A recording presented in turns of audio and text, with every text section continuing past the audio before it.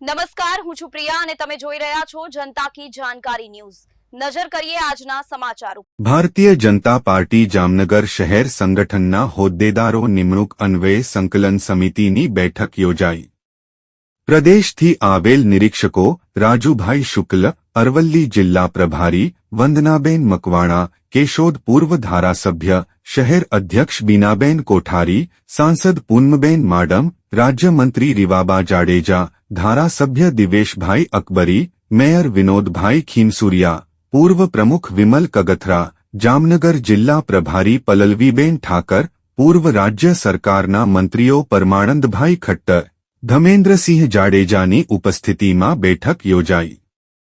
Reporter Vishwanath Joshi, Jamnagar. Rajubhai શુક્લ છું।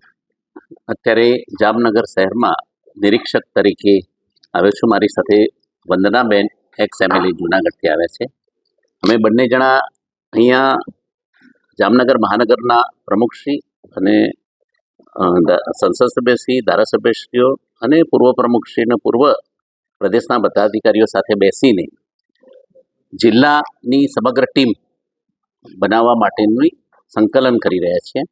Bharatiya Janata party એક ગુલદસ્તો બને અને બધા જ સમાજના લોકોનો સમાવેશ થાય, સર્વસમાવેશક સર્વસ્પર્શી આ કાર્ય છે, એ કાર્યને વધારે વેગ મળે એ માટેની ટીમ સારી રીતે બને અને બધા જ લોકો કાર્યરત થાય।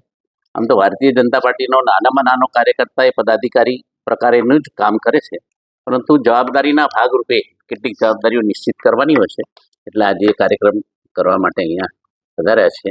पथ का अंतिम लक्ष्य नहीं है सिंहासन चढ़ते जाना, सब समाज को लिए साथ में आगे ही बढ़ते जाना, એ સૂત્ર જે અટલ બિહારી વાજપેયીજીનું છે એને ચરિતાર્થ કરવાનો પ્રયાસ અહીંયા અમે બધા સાથે રહી કરવાના છે।